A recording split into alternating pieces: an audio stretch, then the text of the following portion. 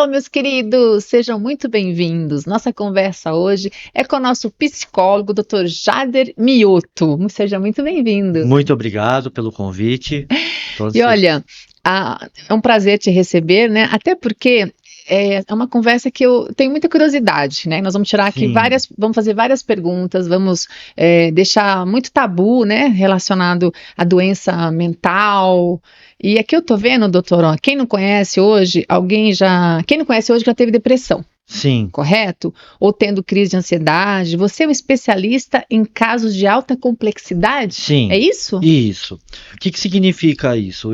Desde o início da minha carreira, eu sempre trabalhei em instituições psiquiátricas mesmo, né? Então, aqueles casos que não tinham condições de conviver em sociedade, então vão parar nesses hospitais. Tipo a pessoa que tenta se matar, a pessoa tenta que se matar, tá? Dá alguns exemplos pra gente. Por exemplo, tentativa de suicídio, automutilação, esquizofrênicos mais graves, bipolares mais graves, depressivos, daqueles que não saem realmente do quarto, fica ali no escuro, ansiosos que não conseguem, só de pensar em sair da porta de casa já tem crise de ansiedade fortíssima, pânico, isolamento social, né? Usuários de drogas, por exemplo, vindos diretos da Cracolândia, situação de rua mesmo. Então, assim, são casos complexos que têm dificuldade de conviver em sociedade. Então, precisa ir para um local onde eles vão ser cuidados, medicados, um tratamento mais intensivo. E hoje, desculpa te interromper, Sim, hoje claro. Essa doença, a depressão, é uma doença do século, né? Século. Que coisa! Parece Sim. que e não sei quantas pessoas têm depressão hoje em dia. Por que se dá tanto isso hoje em dia, meu Deus? Bom, hoje... Explica isso, porque lá no interior a gente não tinha isso não, na nossa época, lá no sítio, meu pai botava a gente para trabalhar, não sei, parece que não tinha tanta depressão, ou também não era falado, não sei. É um pouco dos dois, tem o fator de que falta de conhecimento, né? Então, por exemplo, todo mundo tinha aquele tio mais diferente, estranho, ficava mais isolado, pessoas com transtornos mentais antigamente eram escondidas dentro de casa. É verdade, tem razão. Né? Então, o pessoal sempre foi meio doidinho, às vezes falava sozinho, verdade. Né? Então as pessoas tratavam aquilo como normal, e como a pessoa precisava trabalhar para se sustentar, ela aprendia a esconder os sintomas. É diferente. Olha, eu sou leiga nesse assunto, tipo, né, não tenho ninguém próximo de mim com esse tipo, né, é uma doença, né? Sim. Por exemplo, quais são os sintomas para a pessoa que está nos ouvindo agora saber, gente, eu tenho depressão ou não tenho? Quais são os primeiros sintomas de uma pessoa que tem depressão? Bom, o principal fator da depressão é a perda de prazer em coisas que normalmente dariam prazer para ela. Começa por aí. Começa por aí. Então vamos imaginar o seguinte, o seu champanhe aqui. Isso eu não vou perder meu prazer, não. Esperemos que não, né? Não, nem debaixo da minha túmula. Mas vamos imaginar que numa hipótese... Saúde, ele não bebe, então saúde para nós. Aqui, ó, um brinde, então. Não bebe nada? Nunca bebeu? Ou não gosta? Eu já bebi muito. Eu tive problemas com isso. Jura? Juro, muitos problemas com álcool, com drogas. E por causa disso eu tive que parar de beber, exatamente porque a bebida para mim acaba sendo um motivador, um catalisador ali. Sério? Que me leva para dependência química novamente, né? Então é um estilo de vida que eu tive que mudar para me adaptar sem a bebida, né? Então eu tive que ressignificar muita coisa. Nós vamos falar da sua superação, mas vamos lá, os primeiros sintomas, a perda do prazer. Então, por exemplo, falei o exemplo do champanhe aqui, vamos imaginar que um dia isso não te dá mais prazer. Nada a pessoa começa a sentir? Ou ela tem que ter tido um trauma, uma perda? Não necessariamente. Às vezes, a depressão ela também tem um fator orgânico. Então, por exemplo, alguns neurotransmissores como dopamina, serotonina, entre outros, a pessoa vai produzindo menos. Então, naturalmente, ela vai perdendo o prazer em coisas... Com exames ela consegue... Hoje a gente tem aí reposição para isso, né? Tem. Hoje é possível, inclusive, fazermos até um rastreio baseado no DNA. Inclusive, podemos falar disso mais para frente. Tem testes hoje que, baseados no DNA, eu consigo não só tratar a pessoa medicamentosa, como também prever ou ver uma doença que ela já tem, inclusive doenças psiquiátricas. Sério? Sério, baseado no DNA. É um tratamento de ponta, medicina genômica. Você vai lá, tira o DNA da pessoa... E através da saliva... E você consegue prever, de repente ela vai ter ainda. Ela vai ter. Por exemplo, por ser genético ou não? A depressão ela tem um fator biopsicossocial e espiritual. Nossa. Ou qualquer outro transtorno tem esses fatores. Então, bio. Genética, organismo, né? Então hormônios, neurotransmissores, eu posso herdar isso da minha família, por exemplo, como uma carga genética, ou o fator psicológico, que é a minha experiência de vida, então, ou seja, o meu histórico, e principalmente como eu dei o significado para a minha história, como eu enxergo a minha história. O fator social, então entra o fator familiar, sociedade de convívio, aonde que eu nasci, cultura e tudo mais. E uma questão espiritual, não necessariamente religião, mas espiritual no sentido de o que move você a levantar da cama todos os dias. Cada um tem a sua religião, né? Mas a sua fé, o que te move, aí é uma coisa sua, né? Cada um tem a sua experiência. Pode ser sua família, seu trabalho, enfim, alguma coisa que faz com que você levante da cama todos os dias. Agora me diga uma coisa, a pesquisa se são... Quem tem mais depressão, são os homens ou são as mulheres? Hoje em dia, o diagnóstico é muito maior, por exemplo, ou maior, nas mulheres. Porque as mulheres procuram mais ajuda. Não é porque as mulheres são mais depressivas. As mulheres buscam mais ajuda. O homem não. O homem ele arruma outros subterfúgios por causa até de uma criação cultural e tudo. O homem tem mais vergonha, digamos. Vergonha, isso. E medo. Que eu sou depressivo, tem medo. Então ele arruma outros subterfúgios. Bebida, droga, trabalho, entre outros, para poder esconder os sintomas. Então, no caso, por exemplo, suicídio, ele é muito maior em homem do que na mulher. Uau.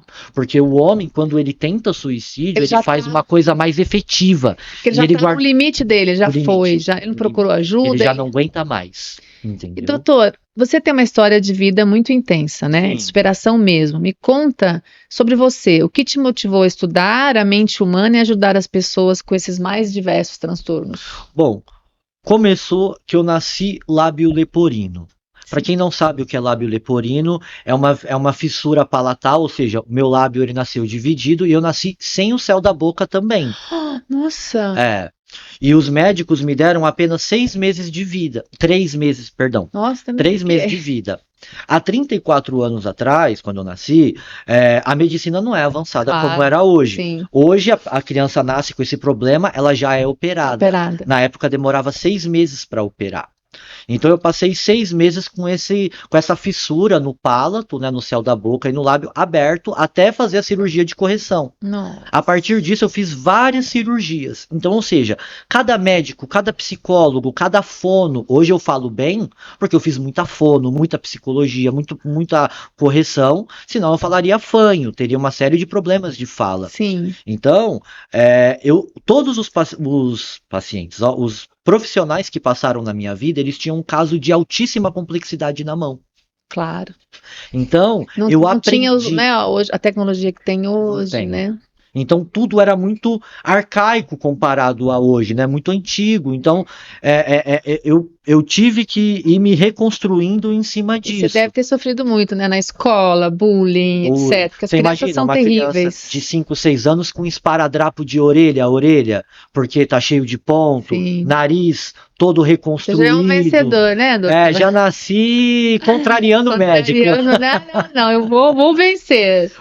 A vida não deu muita opção, então hoje eu nasci dessa forma, né? Eu nasci e cresci e, cara, me apaixonei por casos de altíssima complexidade, porque eu era esse caso. Mas você fala aqui de drogas, de álcool, isso. Quando você começou a usar? A partir ali de uns 12 para 13 anos, né, eu comecei a meio que me questionar, por que eu sou assim, tudo, e me rebelei. E foi ali que eu comecei a apresentar alguns comportamentos de, inicialmente, né, uso de álcool. Sim, né? 12 anos. 12 para 13 anos ali foi o meu registro do meu primeiro uso, né? Vamos colocar assim. A partir dali a coisa foi avançando. A partir disso, com 17 anos, eu tive minha primeira internação por causa do uso de substâncias. Meu Deus. Eu tive 3 internações. Muito jovem. Né? Então, assim, isso impactou muito a minha vida. Né? Passei por muita coisa. Imagino. E até que há mais ou menos uns 8 anos atrás, eu estava numa situação de rua, já era formado em psicólogo, já trabalhava, já atuava, mas assim, eu estava bem perdido. Você usou todos os tipos de droga? Só não fumei crack.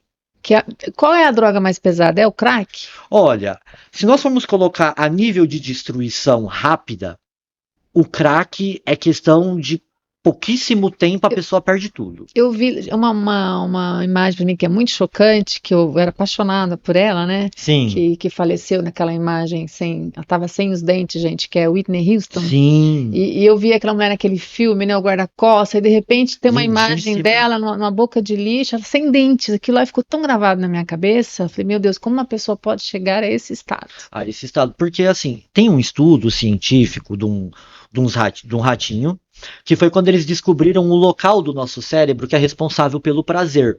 Eu não quero falar muita técnica aqui, mas é só para entender. Eles colocaram um eletrodo no cérebro do ratinho sem querer um pouquinho fundo demais do que deveria. E ensinaram o ratinho a apertar um botão.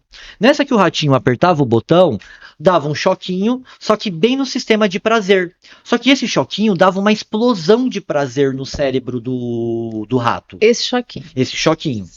O rato, ele morreu de fome e de sede, porque ele apertava mais de 100 vezes por minuto aquele botão para sentir prazer. O prazer que ele tava... Então é praticamente isso que o crack ele faz. Nossa, a pessoa, gente, ela entra num estado animalesco.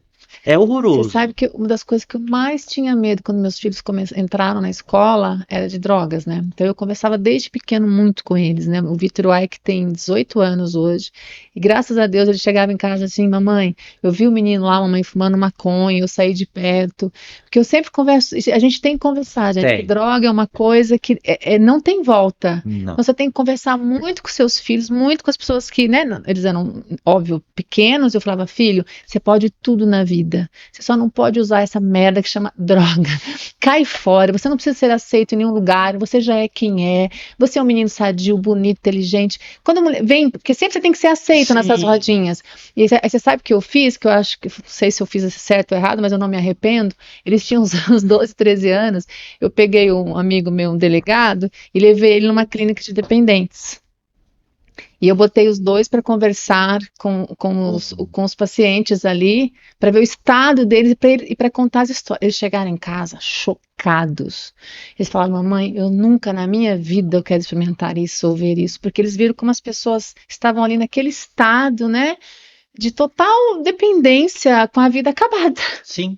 Então é importante você falar sobre isso, né? Porque não pode ser um tabu você falar de droga. Porque a droga tá aí, gente. Tá Seu aí, filho tá na escola, tá na esquina. Se você não fala, o cara vai experimentar e depois experimenta, a gente não sabe se tem mais volta. Não sabe, até porque tem pessoas que são mais suscetíveis biologicamente àquilo ali. Por exemplo, vamos imaginar, duas pessoas, uma experimentou maconha, as duas experimentaram maconha. Uma gostou, né, e se aprofundou naquela linha, e o outro simplesmente, não tive efeito nenhum, não eu quis. Fui experimentar maconha, eu tinha acho que uns 35 anos de idade, lá em Anga, num bar com uma amiga. Sabe o que aconteceu comigo? Me deu uma dor de cabeça desgraçada, eu passei tão mal, que nunca mais. Me deu dor de cabeça. Exato. E aí que entra a coisa interessante. Por que um chega num ponto que ele abandona tudo e vai morrer, ou e vai morar na rua, perdão, e por que o outro simplesmente experimenta uma vez e não curte, né? Então tem toda uma questão biológica, uma questão social, cada um sente diferente, né? Sente. E assim, o pessoal fala, né, a maconha é um problema, é um isso, é aquilo. Cara, infelizmente hoje a pior droga, assim, ou pelo menos a grande questão, ela acaba sendo o álcool, por mais inofensivo que ele pareça. Não, meu álcool não me faz mal não, hello. Não, mas sabendo beber, né? Sabendo beber. Eu não bebo todos os dias, eu malho, tenho uma vida saudável, não fumo, mas eu gosto do meu champanhe, né? Agora eu tô aqui, tô me divertindo, eu vou tomar minha tacinha. Agora o álcool em excesso, tudo em excesso faz mal. Tudo em excesso. Até água, se você toma Remédio demais faz mal, tudo demais faz mal. Agora você saber beber com moderação, por exemplo, eu vivi na Itália é super normal, você toma uma tacinha no café da manhã de champanhe ou prosecco, no almoço 2 tacinhas de vinho, os meus bisavós faziam isso. Sim. E são saudáveis até hoje. Sim. Mas é com moderação. E outra, tem o horário certo para fazer isso, tem um ritual. Exato. Ninguém vai beber ali o dia inteiro. Né? Hello. Na época do Mulheres Ricas era muito muito engraçado, porque o programa era um programa, né, falava muito de glamour, e o glamour tem a ver com champanhe. O pessoal fala assim, nossa, mas a Val bebe todo dia. Eu falei, gente, se eu bebesse todo dia, eu seria uma baleia, né, eu seria uma gorda, sei lá, eu seria uma pessoa isso que não malhava, enfim, eu seria uma alcoólatra. Eu falei, óbvio que não, é um programa gravado, então a gente tomava nas ocasiões de eventos, né? Sim, sim. E aí a gente precisa tomar cuidado, porque, por exemplo, na nossa cultura brasileira, é muito interessante o álcool, porque o álcool ele tá em tudo. A cervejinha do final de semana. A cervejinha do final. Então nós temos Aí bebidas. o cara fica agressivo, Agressivo. né? E se a gente for olhar, nós temos bebidas específicas para festas específicas. Pode reparar, carnaval, cerveja, por exemplo, entre Que é outros. calor e tal. Natal, vinho. Vinho. Ano Novo, champanhe. Mas você sabe que eu mudei isso aí, tá? Não, mas é uma Os ven- cultura brasileira, Os é uma cultura. vendedores de Prosecco e champanhe são muito gratos a mim, porque Sim. eu acabei colocando no mercado que o champanhe não é só para o Natal. Não. O champanhe é para você comemorar em qualquer data, porque é comemoração. Então Sim. é uma promoção, estar com os amigos, é sair com a namorada. A venda triplicou depois do Sim. Mulheres Ricas. Aliás, vocês estão me devendo champanhe em casa. Hello. Manda um champanhe para ela. Mas assim, a grande questão é essa. A nossa cultura é muito festeira. Não Sim. quer dizer que isso é ruim.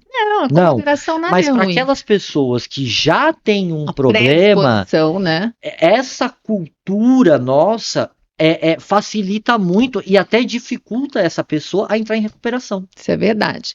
Doutor, antigamente, falar em psiquiatria, terapia, psicologia era muito difícil. Havia muito preconceito e discriminação com as pessoas com transtornos. Sim. Em que momento isso começou a mudar, ao seu ver? Olha, hoje ainda, apesar de se falar muito mais em saúde mental, depressão, ansiedade e outros transtornos, ainda continua sendo um grande tabu. Ainda, você acha que a pessoa ainda tem receio de procurar? Porque ainda tem aquela coisa de, é pra louco, eu não sou louco, eu não rasgo dinheiro. Nada a ver. Não, né? não tem nada a Gente, isso é uma ver. idiotice, isso daí é uma pessoa inculta que fala isso. Você procurar ajuda é bonito, obrigada, querido. Marquinhos, você bebe, Marquinhos? Não. Ah, bom. Nós estamos de olho aqui, né, doutor? Sim. Não, o Marquinhos só bebe quando vai lá em casa fazer as festas, né, Marquinhos? Mas ele conhece sim. muita gente que bebe, né, Marquinhos? Vou falar os nomes aí, hello. Mas eu concordo com você, ainda tem esse preconceito, sim, mas eu acho que mudou um pouco, não? Mudou, tem mudado bastante, a galera tem aceitado mais, né? Sim. Mas ainda fica um pouco esse estigma. Mas de uns anos para cá, principalmente, você fez uma pergunta bem interessante, né? Quando que isso começou a mudar? Até a pandemia, isso estava mudando, isso tinha trazido já bastante mudanças aí para a pessoa. Setembro Amarelo é uma coisa que se fala bastante. É importante falar. Bem importante, na verdade. Eu tive um caso agora, recentemente, que era uma amiga, que foi aquela jogadora de vôlei. Sim. Gente, eu tive com ela, até me arrepio, acho que 2 semanas antes, em um evento, estava ela, né, até então o marido dela, no ateliê do Fabrício, acho que o Marquinhos também estava, né, eu tenho essa foto com ela, foi a mulher mais bonita e elegante que estava nesse evento. Eu falei para ela, a Valesca, a que se jogou. Aí eu chamei ela e falei, você é a mulher mais elegante daqui, a mais bonita. E fiquei conversando com ela um tempão. 2 semanas depois eu fiquei sabendo que ela tinha se jogado. Falei, gente, como que pode uma mulher bonita, jovem, campeã olímpica, bem-sucedida? Eu não entendo, doutor. Então, quando nós pensamos em transtorno mental, por exemplo, vamos imaginar, pensamos em depressão, Depois eu vou botar essa química. foto minha com ela, só para não esquecer, tá? Depressão, dependência química, qualquer outro transtorno, nós imaginamos aquela pessoa na Cracolândia, aquela pessoa jogada na calçada, aquela pessoa de repente deitado numa cama num quarto escuro. Não tem nada a ver. Mas existem, Val, muitos doentes funcionais. Então, como eu disse, a perda do prazer é a principal característica que eu disse agora há pouco. Então, assim, a pessoa, ela aprendeu a conviver com aquele vazio e tudo que ela vive com muito sofrimento. Só que em silêncio, porque ela aprendeu a esconder aquilo dentro dela. Que coisa, né? Porque quando alguém chega assim, por exemplo, poxa, amiga, eu tô triste, eu tô isso, eu tô perdendo.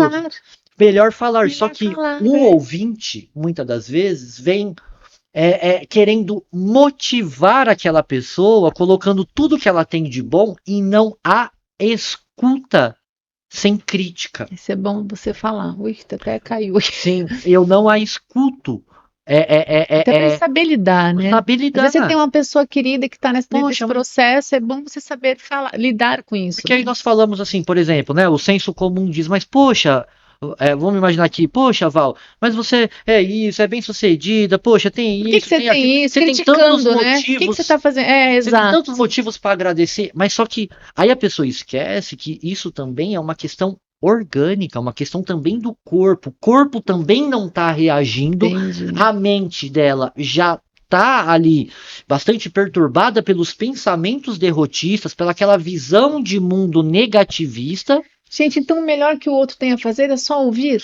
Ouvir, acolher. Sem criticar, sem falar. Num primeiro momento, aquela pessoa ela precisa que alguém chegue e fale assim: eu te entendo. Fala que eu te escuto. Fala que eu te ouço. Isso. Eu te entendo. Dá um abraço. Igual, por exemplo, na minha prática, eu sou bastante pouco ortodoxo na minha prática. Então, por exemplo, eu gosto de abraçar o paciente, eu gosto de criar uma intimidade, um carinho, né? Acolher, porque você imagina, a pessoa tá ali chorando, a pessoa tá ali aos prantos, contando as maiores dores dela. Difícil, gente. E aí vem uma coisa que fala assim: olha, eu não posso pegar na sua mão para te consolar. Porque existe uma ética profissional que eu não posso encostar. Então vou contar a minha história aqui. A única vez na minha vida, eu sou uma pessoa muito alto astral, muito bem resolvida, e quando eu tenho minhas dores, eu procuro lá na minha essência, naquela menininha do interior, para vencer os meus obstáculos. A única vez na minha vida que realmente eu, tipo assim, pensei em tirar a minha vida, foi a única vez quando eu me separei e eu perdi um irmão que me traiu, e isso me matou por dentro. Eu falei: Deus, por que está acontecendo isso comigo? E eu fui procurar um psiquiatra para ele me ajudar. Foi a única vez aí na minha vida inteira. E eu cheguei lá, falando desse, é um super renomado professor, caríssimo. Cheguei lá, doutor, eu me senti tão mal, porque isso que você falou, o cara é tão frio. Ele olhava para mim assim, anotava. Aí eu saí dali, eu falei. Eu me senti mal. Sabe o que eu fiz? Eu cheguei em casa, peguei o remédio dele, joguei fora. Falei: não vou tomar essa porcaria, não preciso disso. E eu vou pro shopping, não quero mais saber de doutor, porcaria nenhuma. Eu detestei, porque talvez eu não tivesse sido acolhida. E se eu não fosse tão forte, como graças a Deus eu sou, podia ter acontecido alguma coisa comigo. O médico, ele tem que ter esse feeling de poder, naquele momento que a pessoa está precisando, no momento de desespero, dar esse apoio, dar esse abraço, dar esse acolhimento. Porque assim, muitas das vezes nós se prendemos a técnicas, né? O profissional ele se prende a algumas técnicas, alguns modelos, mas às vezes precisa exatamente quebrar isso. Por que eu me especializei em casos de alta complexidade? Porque geralmente o paciente que chega até mim, ele já passou por 200 psicólogos, 300 psiquiatras, já tomou um monte de medicação, então, ou seja, ele já vem procurando uma abordagem diferente, ou quando o médico me indica, um profissional me indica, ele já indica, Jader, um casinho do jeito que você gosta. Mas você tem essa sensibilidade, porque talvez você já passou por isso. Né? Entendeu? É o que eu falo, eu não li isso num livro. Uma coisa é a pessoa ler um livro, outra coisa é a gente ter passado. Eu senti aqui, ó. Eu também sei o que é. Eu falo sempre isso, eu até brinco muito, né? Porque eu falo que todo empresário tem que quebrar uma vez na vida. Eu quebrei logo com os 20 e poucos anos, falei: agora chega. Agora aprendi, né? Uma coisa é você ler no livro, outra coisa é passar na pele. Passar, então você entende livros, tá, o que a pessoa está sentindo, o que é um momento de fraqueza. Sim. O que é você não conseguir levantar da cama. Deus perdoe. Entendeu? Olha, essa mudança foi importante demais, né? Hoje as pessoas buscam autoconhecimento, a terapia, porque sabem que olhar para si mesmo pode ser a chave para melhorar o desempenho no trabalho, nas relações amorosas, familiares. Hoje a psicologia está mais acessível, né, doutor? Tá. Tipo, não é mais uma coisa só se eu tenho um problema. Às vezes, a terapia, por exemplo, eu tenho famílias, amigos, eu faço terapia com os meus filhos. A gente faz juntos, uma vez por semana. Porque tem abordagens que um profissional vai fazer diferente, não é como uma mãe. Eu me ajudou muito na época da minha separação, eu fazia, eu, a Ike e Vitor, dias diferentes, e às vezes nós três no mesmo dia. Porque eles falavam coisas que eles não falariam para mim, falavam para um profissional. E isso me ajudou bastante. Sim. Muito mesmo. Então, assim, é importante, sim, a terapia. Eu acho que hoje é como é que fala? A gente tem essa condição, as pessoas que têm que procurar, sim, porque é uma ajuda. É uma ajuda. É uma pessoa que eu até falo que assim, é um consultor pessoal, o psicólogo. Ele vai olhar para sua vida de um ponto de vista totalmente neutro, diferente, exato. e vai poder te orientar em todos os aspectos. Sim. Né? Sim. Então é muito. E assim. É muito interessante porque você estende a mão para a pessoa e a hora que você vê aquela pessoa se levantando, aquela pessoa florindo de novo, é muito bom. E muitas das vezes nem a pessoa mesma acredita que é capaz ela sair daquela situação. Verdade. Então você falar, vamos lá, estamos juntos, vamos no médico junto, vamos sair, vamos no shopping, vamos no isso, vamos no aquilo. Todo mundo passa por algum problema na vida, por algum trauma, alguma perda, né? No meu caso, quando eu me separei, foi com os meus filhos, foi muito importante o psicólogo, porque me orientou como lidar com os meus filhos naquele momento que eu estava também machucada, eu também estava sensível. E ali eu soube conduzir através né, da nossas terapias, das nossas conversas, com maior tranquilidade, uma melhor sensatez, no momento que você está mesmo precisando. Não tem nenhuma vergonha de falar sobre isso. Ao contrário, hoje meus filhos são super bem resolvidos, são meninos de ouro. E acho que toda ajuda, a gente não tem que ter vergonha de procurar nada que possa lhe ajudar. Nada. Ao contrário, você tem que ter vergonha de não fazer. Até porque uma doença, seja ela mental, psiquiátrica, enfim, independente de qual seja, sim, o momento que você tá passando, ela é tão doença quanto a pessoa ter um câncer, quanto a pessoa ter uma diabetes, ter um problema cardíaco, que acaba desencadeando. Que na verdade acaba muitas vezes desencadeando outros problemas. Doutor Jader, o mundo enfrentou a pandemia. Sim. Há um tempo atrás, graças a Deus, se foi. Depois dela, a demanda por psiquiatras e psicólogos aumentou muito, sim, correto? O que você percebe em sua experiência clínica? Quais as principais queixas decorrentes da pandemia? Além de transtornos de ansiedade ter explodido muito devido ao isolamento, então fobia social, crise de ansiedade, pânico, entre outras coisas, depressão também, mas pasmem, alcoolismo foi Mas também eu tinha que fazer, eu tinha que beber. Bateu mais de 90% o índice de consumo. Você sabia que o Brasil foi um dos países que mais tomou vinho na época da pandemia? Coisa que nem o brasileiro tomava, ainda mais cerveja. Mas, doutor, também não tem o que tinha que fazer. Não tinha o que fazer. Não, tudo bem. Fazer o quê? Eu vou ficar lá em casa, tem que beber. Mas aí é um impacto, né? Isso aí, o que acontecia? As clínicas psiquiátricas, por exemplo, elas estavam lotadas. Tanto de pessoas com transtorno mental, quanto outras questões. Porque a galera que já não estava bem antes da pandemia, complicado, desceu ladeira abaixo. Sim. A galera que estava mais ou menos ali caminhando, já apresentou um certo isolamento, uma certa fobia social, entre vários outros. O que aumentou também muitas agressões, como a gente viu em casa, muitas coisas de outros cunhos, né? O impacto social foi muito grande da pandemia. E foi no mundo inteiro, muito grande, foi o mundo inteiro. E os consultórios estão lotados por causa disso. Com certeza. O jovem de hoje tem a vida social e a vida virtual ao lado bom e ruim das redes sociais. Sim. Como vocês, profissionais de saúde, têm enfrentado estas questões no consultório? Depressão, automutilação, suicídio, infelizmente são problemas cada vez mais comuns nessa faixa etária, correto? Sim, correto. E principalmente porque, assim, se os pais não olham esses adolescentes, o que eles estão assistindo? O que eles estão vendo?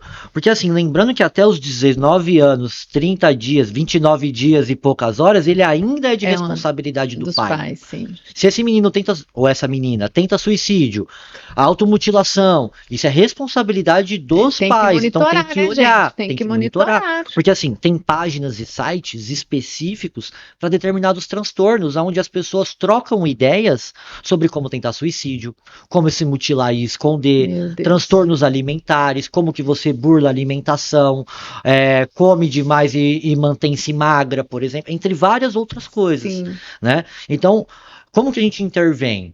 Bom, vem medicação, vem aconselhamento familiar, principalmente, né? Porque assim, quando o paciente ele é menor, nós entendemos que tem uma influência direta da família em cima desse menor. Se a família está numa desestrutura, aquele menor, ele é um sintoma. Sim. Algo que está gritando que existe um problema ali. Tem que monitorar, tem que conversar com seus filhos.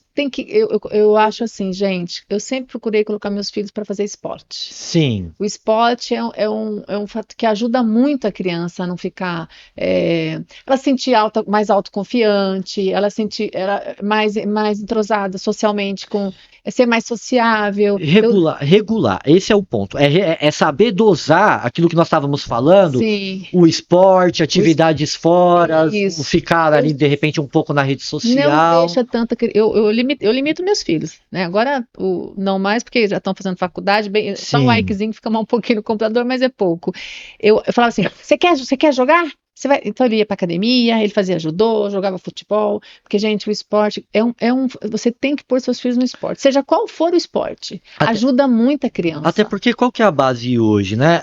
Tudo nós precisamos de outro ser humano. Para eu poder lidar com outro ser humano, eu preciso de ter uma comunicação boa. Sim. Se essa criança, se esse adolescente, ele não é treinado a ter uma boa comunicação, a se comunicar efetivamente o que ele está sentindo, o que ele está tendo, tem ele crianças esconde. Que são mais reservadas. Eu tenho 2 filhos, são gêmeos. O Vitor já nasceu falando.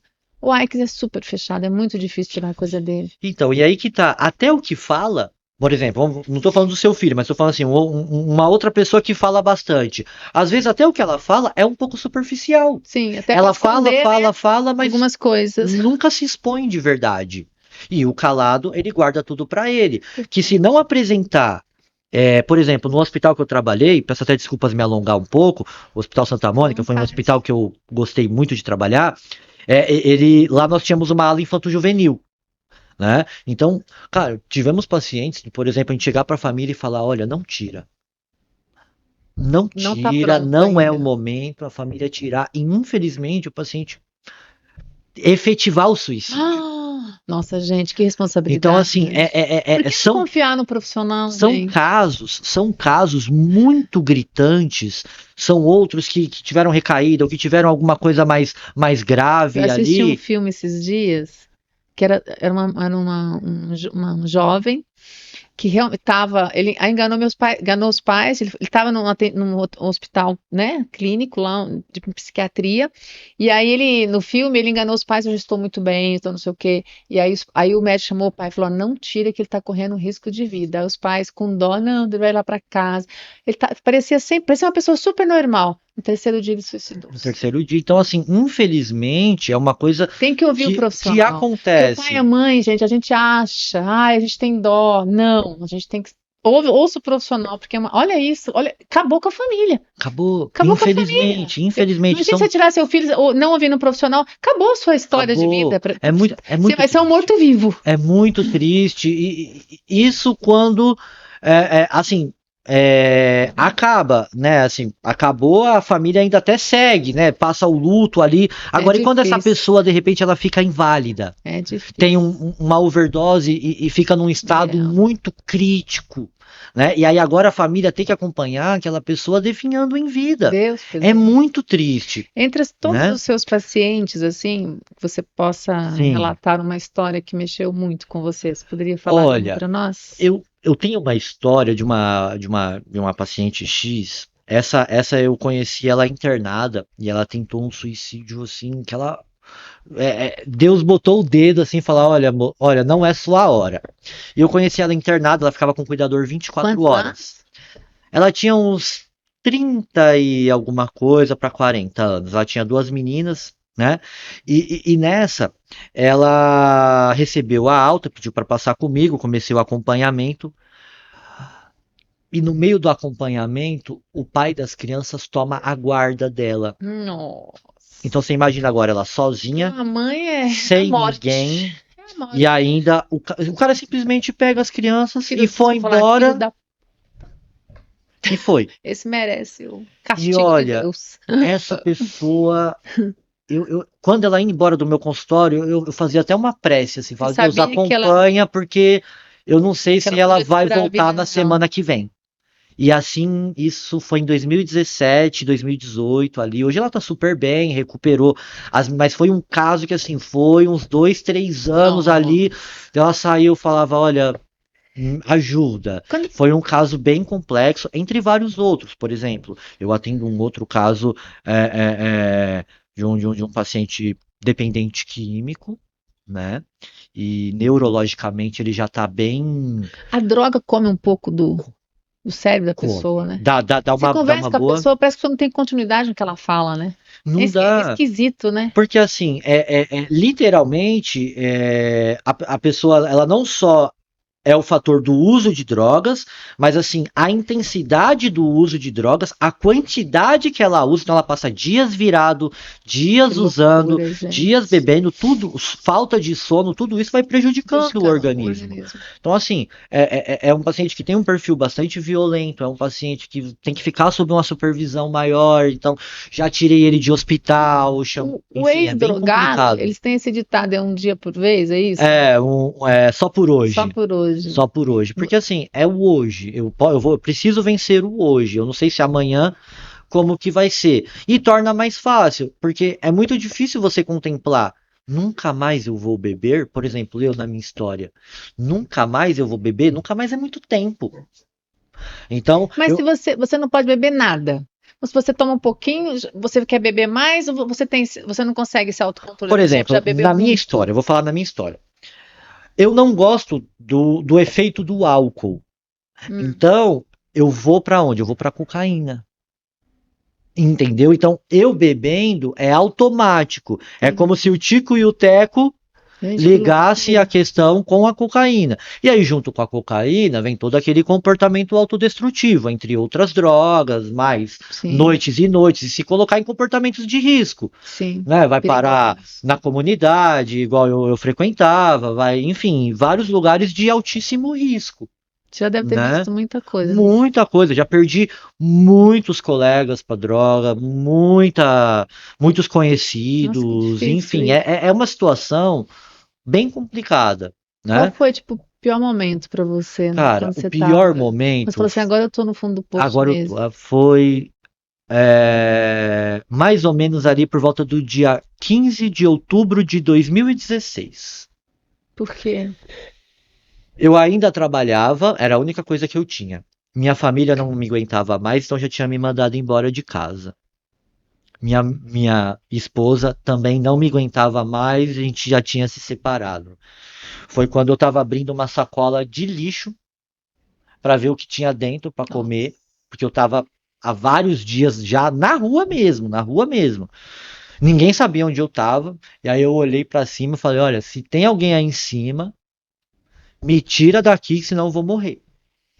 Dias depois, um terapeuta muito amigo meu, que trabalhava comigo nesse hospital, Neuci Cartana, ele falou, e aí, vamos se tratar? Juntamente com outro médico, o Dr. Cláudio, e a doutora Suzana, que é a dona desse hospital que eu trabalhava, o Hospital Santa Mônica. Aliás, um beijo para a doutora Suzana. Cara, eles me ajudaram muito. Foi ali que eu fui internar. Pela última vez. Ali foi quando eu falei, chega. Se eu não parar aqui, eu vou morrer. Você imagina, hoje eu tô com 70 e poucos quilos. Eu tava com 46 quilos. Eu tava só pele e osso. Então essa foi a minha condição. Eu não conseguia andar nos primeiros dias na clínica. Eu fiquei deitado praticamente. Até eu conseguir me alimentar o suficiente para conseguir ter força para me levantar. Nossa. Porque eu só tinha força para ir buscar a próxima dose. né? Que Então, superação, né? olha, Parabéns. É importante você falar isso, até para as pessoas para saber o que essa droga faz na vida das vai. pessoas, quanto ela é destrutiva, quanto ela acaba com o ser humano. E a vida é tão linda, E o quanto ela gente. destrói tudo. Tudo. Eu perdi família, eu tava para perder minha filha, eu perdi tudo. Eu ia perder meu emprego. A única coisa que eu ainda tinha era o meu emprego, que eu tava para perder já também. Então, assim, foi bem. Ali foi o fundo do poço. Ou como um paciente meu sempre fala, o pré-sal. Né? Fundo de poço não, eu chego no pré-sal, é Pré-sal. lá embaixo. Caramba, Entendeu? Então esse parabéns. foi, e ali eu comecei a me reerguer. Que Deus te Entendeu? ajudou ali, falou, chega disso, e Muito. hoje você está ajudando outras Muito. pessoas que estiveram numa situação assim. E aí que tá, não tem como você, por exemplo, eu falo da minha história e é como eu atuo com meus pacientes, porque assim, muita gente fala, Jader, é o seu esforço. Cara, eu tive um aparato, depois pessoas acreditaram em mim, Sim, pessoas sim. apostaram, pessoas ali confiaram em mim de novo, mesmo eu já tendo quebrado muito. Então, como você Sim. viveu tudo isso, quais são os seus diferenciais no tratamento da dependência química? Qual é a abordagem mais humanizada que você faz? Bom, legal isso daí. Além, por exemplo, eu vou na casa do paciente, eu saio com o paciente, Sai para eu passear? saio. Tipo assim, vamos imaginar aqui, eu vou atender a Vá, hoje eu não quero fazer no consultório, não. Vamos ali no Café? café, vamos no Legal, parque, vamos legal. não sei na onde. Já Então, sai daquele consultório, né, sai. daquela Eu não me energia. eu nunca Isso é fui, legal, hein? eu nunca fui o psicólogo de mesa. Isso Eu é gosto de legal. estar onde a ação acontece. Que é ali que É resolve, ali né? que resolve. Então o paciente, Jader, deu um problema. Quem que é o primeiro nome que ele lembra? O meu. Ele me liga.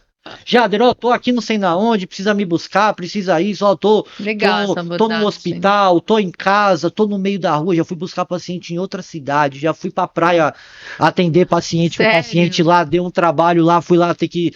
Então, assim, em vez de ele ligar pra família, ele liga pra mim. Então eu vou resolvendo tudo isso. Além de todo esse aparato, então eu coloco às vezes cuidador com o paciente, coloco uma série de questões para poder acompanhar o paciente, saber que ele está sendo assistido. Eu também hoje, como eu estava dizendo no início, eu trabalho com esse teste genético. Então, por Interessante. exemplo, esse teste genético, eu consigo trabalhar, por exemplo, redução de danos para dependente químico. Então, por exemplo, o cara usa crack. Hoje, nesse teste, eu consigo avaliar se a cocaína, se o crack, se a heroína, se a maconha, se o álcool, baseado no seu DNA, eu posso trabalhar a redução de danos. Sério? Se seu corpo processa bem. Gente, tô Então, passada. tudo baseado No no seu DNA. DNA. Então, eu consigo personalizar bem o meu tratamento. Eu tenho que te perguntar, quais são os principais desafios enfrentados pelo dependente químico durante o processo de recuperação? Bom, O que mais pega nesse processo para olha, ele? Claro que a abstinência deve ser, né? a abstinência, ela geralmente Ou- ela incomoda mais ali nos primeiros dias. isso que eu ia Os primeiros perguntar. 30, 40 dias. É a abstinência mais aguda. A partir dali, Quando ele está nessa fase, doutor, ele está tão louco que ele tem que às vezes ser, sei lá, trancado. Como que funciona isso? então, existe o grau leve, moderado e grave, Hum, tá? Então, assim, do moderado para o grave, dependendo da situação, quando nós já chegamos, já chega para internar. já chega, Porque assim, já a tá pessoa, louco. o que a gente entende? Que a pessoa ela não tá tendo poder de decisão sobre ela Sim, mesma. tá Ela tá fora da fora de caixinha. si.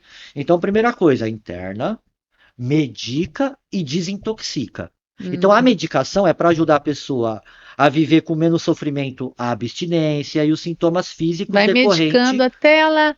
Só que aí que tá, não tem só um dependente químico, por exemplo, que ele só tem dependência química. Então, às vezes, o cara é depressivo, o cara é bipolar, o cara é ansioso, enfim, transtornos de personalidade como border, entre outros, que é o que se Nossa. automutila. Então, Ai, geralmente vem difícil. mais alguma coisa. Eu acho tão bonito o que você está fazendo. Eu acho que eu não saberia cuidar. Acho bonito esse trabalho dos médicos, porque é muito. É pesado, É né? pesado. Tipo, eu não saberia, acho que eu ficaria mal. Se eu ver uma pessoa passando mal na minha frente, eu passo mal também. Eu acho muito interessante que os médicos, vocês fazem essa. Gente, é Deus ali, né? Vocês são os heróis deles ali naquele Cara, momento, né? e é muito interessante. A gente tenta organizar essa pessoa, e aí quando essa pessoa desintoxica, Val, Nós ficamos de olho qual é o próximo transtorno que vai aparecer. Então, e aí? Tem que fazer esse acompanhamento. Tem que fazer esse acompanhamento. Sempre. A internação, geralmente, ela acaba durando entre, no mínimo, 30 até 60 dias. Pois é, essa é a minha dúvida. É possível se livrar de vez desse tipo de dependência? É possível, mas assim, infelizmente, a taxa de recuperação, vamos falar de uma abstinência total, igual a minha, não bebe, não usa mais nada, total, tá? Essa pessoa é praticamente 3% a taxa de recuperação, ou seja, de a cada 100 pacientes, só 3% vão passar do segundo ano de abstinência, é muito pequeno a taxa de recuperação. Por isso que hoje a gente, né, nós abrimos o leque um pouco mais para essa questão da redução de danos. Por quê? Porque aí aquele uso ali, ele volta a ser aquilo que deveria ser.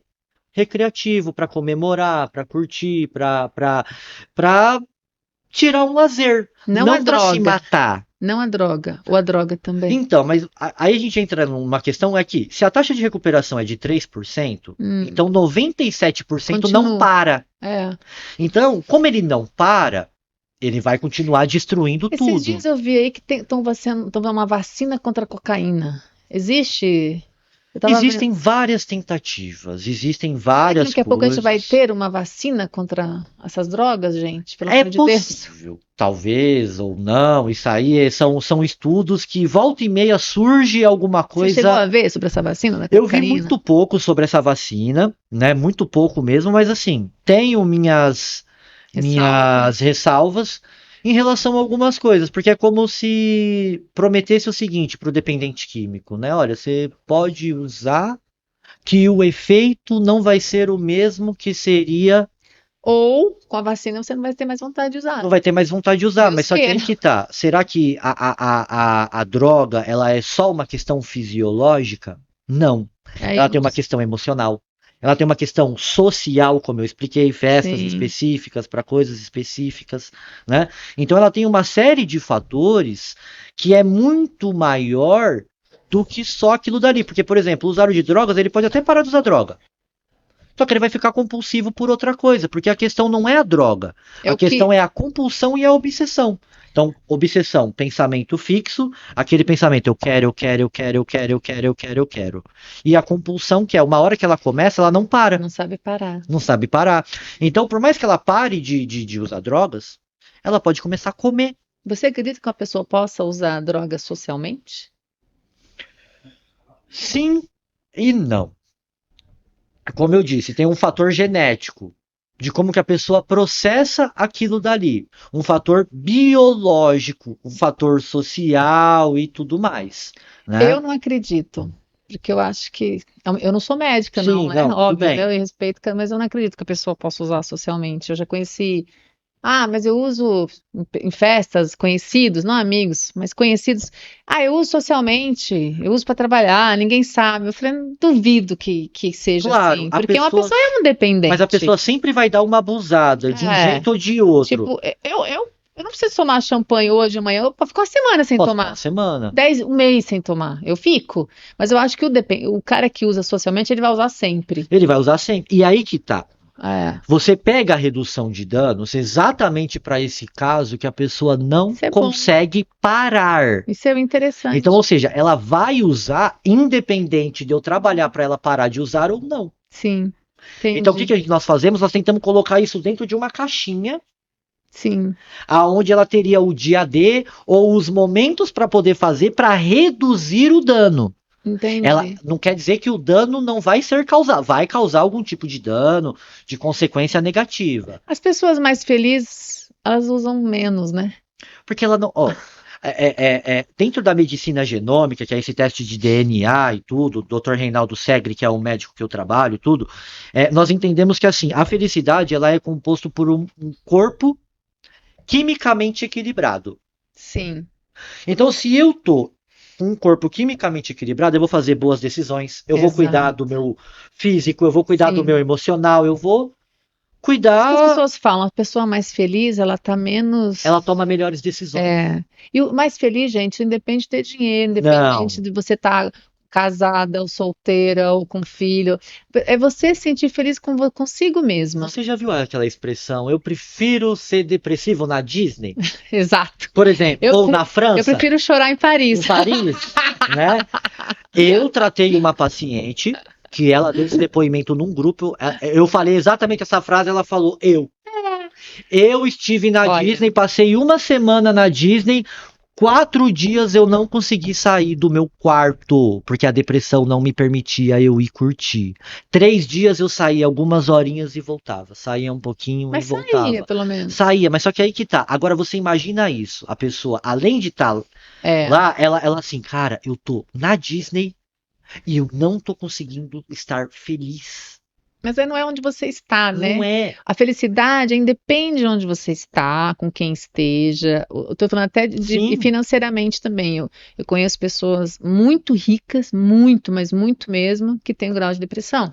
Que às vezes fica um ano trancado em casa. E conheço pessoas com pouco dinheiro, que são muito felizes, que nunca tiveram depressão. Então, tipo assim, é muito relativo isso. Porque muito implica em como eu encaro a minha vida. Agora, se eu puder, assim, dar entre aspas, né, um conselho, sei lá, para as pessoas que, né, eu sou mãe, graças a Deus, meus filhos, eu tinha muita preocupação com isso, muita mesmo, porque a gente não sabe, né, o mundo de hoje. Eu vivi num mundo que eu não tinha, entre aspas, a minha adolescência não tinha esse negócio de drogas.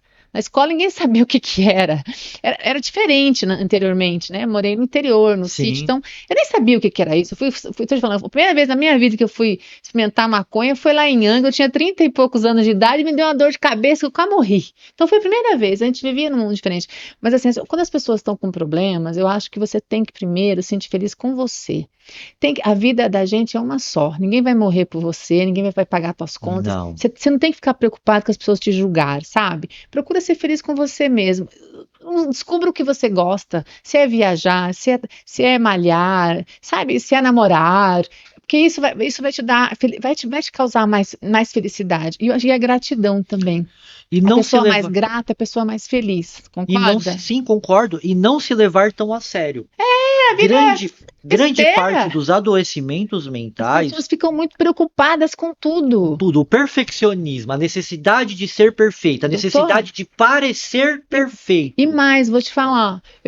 Eu quando eu tinha 19 anos, foi a primeira vez que eu quebrei na minha vida, lá no Paraná, na minha concessionária, eu já era rica pro meu patamar, né? Já tinha minha BMW, minha casa. Falei, nossa, ela quebrou, nossa, que vergonha, não sei o quê. Aí chegou uma amiga e falou, escuta, Val, desesperada, Val, e agora? O que você vai fazer? Eu olhei e falei, o quê? O que eu vou fazer? Ah, querida, Londrina é pequena, é grande, né? São Paulo é maior e o mundo é maior. Eu vou vencer de novo, eu vou trabalhar de novo. Tô viva. Vou ter que vergonha do quê? Vergonha do que eu pedi dinheiro porque eu trabalhei? Vergonha é roubar, vergonha é matar. Então, assim, foda-se quem tá me julgando. Ou, amanhã eu tô bem, amanhã... a vida é isso. Então não tem que ficar tão preocupado, não. Eu fiz o meu melhor, gente. E daí? Todo mundo pode um dia cair. Sim. Quem não tá sujeito a cair? A gente vê bilionários aí que jogavam ovos neles, hoje estão mandando no Brasil. A vida é isso. Só que aí que tá. Existem uma outra parcela da população, por exemplo, isso daí é uma coisa que você tem uma capacidade de resiliência muito grande. Então, você conseguiu encontrar força e motivação dentro de você para se reconstruir. E se preocupar menos também com o que os outros pensam de mim. Só que isso também a gente tem que tomar, assim, né? Eu falo que precisa tomar um pouco de cuidado, principalmente com alguns profissionais que colocam isso como uma fórmula muito mágica. Olha, você consegue. Não. Tem um pessoal uma parte da população que infelizmente eles não conseguem ter. Tem que ser medicada, aí ok. Mas também tentar, né, doutor?